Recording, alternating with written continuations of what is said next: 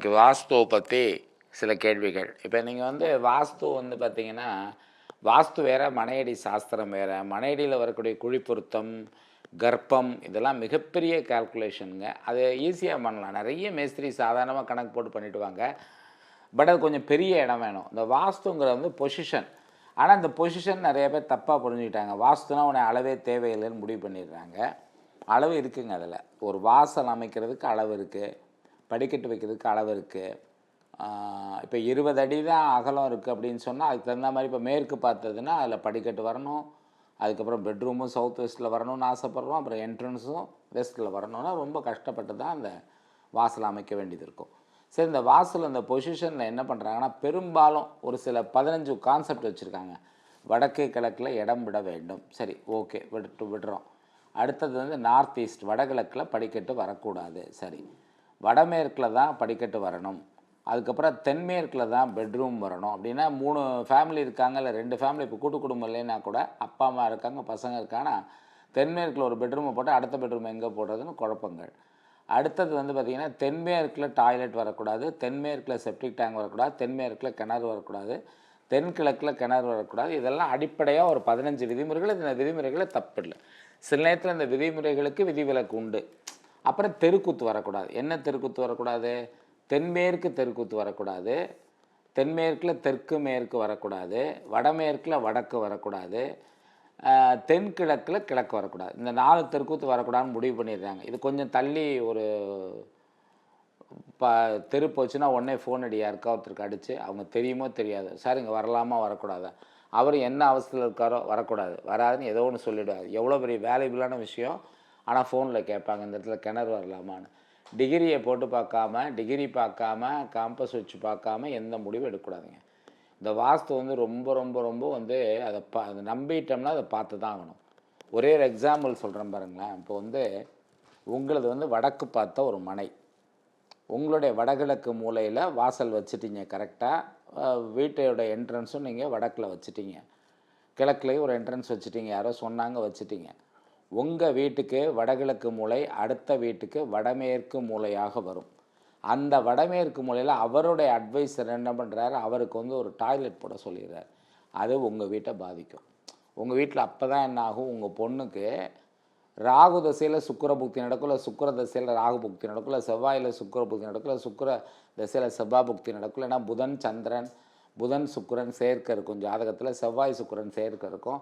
ராகு தசையில் ஏதோ ஒரு புக்தி நட்சத்திர சாரம் சரியில்லாமல் பார்வை தீய பார்வை பெற்றிருக்கும். அந்த பொண்ணு கிளம்பி வீட்டு விட்டு போயிடும், இல்லை லவ் அஃபேரில் மாட்டிக்கும். இவர் டாய்லெட் போடுவார்.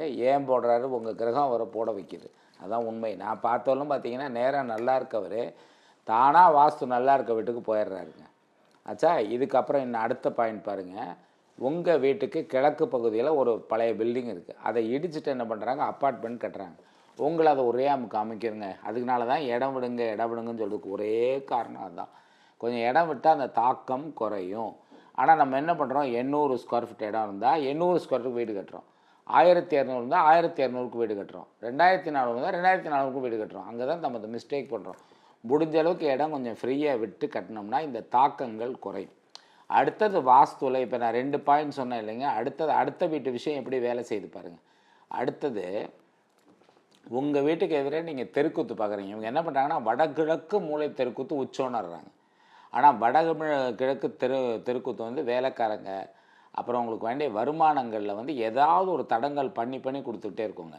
என்ன வடகிழக்கு மூலைவை எப்படி சொல்கிறீங்களேன்னு இருக்கும். வாஸ்து பார்க்குறவங்களுக்கு என்னடா அப்படி இருக்குன்னு நீங்கள் நடைமுறையில் பாருங்கள் எல்லாமே. அப்போ வடக்கு சென்டரில் நீங்கள் வடமேற்கு பக்கம் போகாமல் வடக்கு சென்டரில் ஒரு தெருக்கூத்து தான், அது உச்ச தெருக்கூத்து தான். அது ஆமாம், தெருக்கூத்தை கால்குலேட் பண்ணிக்கோங்க. இந்த வடமேற்கு தெருக்கூத்துக்கு நிறையா வழக்கு வரும். ஒரு ஃபேக்ட்ரி இருக்குன்னா அங்கே விபத்து நடக்கும். அப்போ இந்த வடமேற்கு தெருக்கூத்துக்கு என்ன சொல்யூஷன் கேட்டிங்கன்னா, அதுக்கு இந்த கருங்கல் இந்த மாதிரி விஷயங்களை பயன்படுத்தி அதுக்கு வரக்கூடிய தடையை நீக்கலாம். ஆனால் தென்மேற்கு தெருக்கூத்தில் வரக்கூடிய தெருக்கூத்துக்கும் தென்கிழக்கில் வரக்கூடிய தெருக்கூத்துக்கும் கிழக்கு தெருக்கூத்துக்கும் பெரிய பரிகாரங்களோ வழிமுறைகளோ தடயங்களோ கிடையாது. அது மாற்றி தான் ஆகணும். இந்த மாதிரி நிறைய நுணுக்கங்கள் வாஸ்துவில் இருக்காங்க. இதெல்லாம் விடக்கூட பூமி சுத்தம், சல்லியம்னு சொல்லுவாங்க. அதாவது குதிரையோட எலும்பு, குதிரை எலும்பு எங்கே சார் கேட்கலாம். ஆதி காலத்தில் நிறைய குதிரைகள்லாம் வந்தது. கழுதையோட எலும்பு, மாட்டோட எலும்பு, கோழியோட எலும்பு, பழைய துணிகள், ஒரு இடத்துல இந்த கழிவுப் பொருட்கள் நிறையா சேருதுவங்க, சாக்கடை இந்த மாதிரி, அந்த இடத்துல வீடு கட்டினா கூட அந்த பூமி சுத்தம் பண்ணாமல் பண்ணிங்கன்னா இன்றைக்கி என்ன தான் வாஸ்துப்படி கட்டினாலுமே அந்த வீடு மிகப்பெரிய பிரச்சனைகளை வந்து கொடுக்கறதுக்கான வாய்ப்பு இருக்குது. நீங்கள் வாஸ்து முறைப்படி அளந்து கட்டியிருப்பீங்க, ஆனால் ஏகப்பட்ட வந்து பிரச்சனைகள் இருக்கும். அப்போ பூமி சுத்தம் மிக மிக அவசியங்கிறது ரொம்ப முக்கியம். நம்ம வீட்டை மட்டும் சார் இன்னொருத்தர் சொல்லுவார், சார் அது அடுத்த வீட்டு என் தம்பி பேரில் இருக்குது சார் டாக்குமெண்ட்டுக்கும் வாஸ்துக்கும் சம்மந்தமே கிடையாது. நீங்கள் அரசாங்கத்துக்கு சொல்லக்கூடிய விஷயம், சார் இந்த டாக்குமெண்ட்டு இந்த இடம் இத்தனை ஸ்கொயர் ஃபீட் என்னதுன்னு அரசாங்கத்துக்கு சொல்கிறீங்களே தவிர பூமிக்கு அந்த இடத்துல எதுவும் பிரிவினை கிடையாது. அதுக்கு தான் என்ன செய்கிறது, நாங்கள் என்ன சொல்லுவோம்னா, இந்த மாதிரி பிரச்சனைகள் வர்றதுக்காக சுற்றி காப்பர் கம்பி போடுங்க. காப்பர் கம்பி முடிஞ்சால் பாதரச மணியுமே போடுங்க, செலவு பண்ண முடியும்னா. ஏன்னா ஒரு 50 லட்ச ரூபா செலவழிச்சு வீடு கட்டும்போது பாதரச மணி ஒன்றும் பெரிய விஷயம் இல்லை. ஒரு 70 லட்ச ரூபா செலவழிச்சு வீடு கட்டும்போது சுத்தமான பாதரச மணி, வெங்காரம் கலக்காத பாதரச மணியும் காப்பர் அங்கே யூஸ் பண்ணிங்கன்னா உங்களுக்கு அந்த பாதிப்பு குறையிறதுக்கான வாய்ப்புகள் நிறைய இருக்குது. இருக்க ஒரே பரிகாரம் அதுதான். அதை விட்டாச்சுன்னா அப்புறம் எந்த மூளை பாதிக்கப்பட்டதோ, அந்த மூளை எந்த பகுதி பாதிக்கப்பட்டதோ அதுக்குரிய கடவுளர்களை வழிபடுவது நல்லது. நீங்கள் சென்னையை பொறுத்தவரையிலும் பாரிஸில் உள்ள காளிகாம்பாள் கோயில், திருவற்றியூர் வடிவுடையம்மன் கோயில், திருப்போரூர் முருகன் கோயில், சென்னையில் உள்ள பாரிஸில் உள்ள கந்தசாமி கோவில், அதுக்கப்புறம் வந்து குன்றத்தூர் முருகன் கோவில், வடபழனி முருகன் கோவில், அப்புறம் வந்து சிங்கப்பெருமாள் கோயில் உள்ள நரசிம்மர், அதுக்கப்புறம் ஷோலிங்கரில் உள்ள நரசிம்மர், இது எல்லாமே காஞ்சிபுரம் காமாட்சி அம்மன் கோவில், அப்புறம் சமயபுரம் மாரியம்மன் கோவில் இருக்கிறதே ரொம்ப ரொம்ப விசேஷம். அடுத்தது வந்து நம்ம இது மாதிரி ரொம்ப கடுமையான அம்மன் கோயில், சில இதெல்லாம் வந்து திருவேற்காடு கருமாரியம்மன் கோயில், இது எல்லாமே வாஸ்துவால் வரக்கூடிய பிரச்சனைகளுக்கு ஓரளவு தீர்வு. இப்போ வடகிழக்கு பகுதியில் பிரச்சனைனா கண்டிப்பாக உங்களுக்கு தீர்வு திருவொற்றியூர் வடிவுடையம்மன் கோயில் கொடுத்துருவோங்க.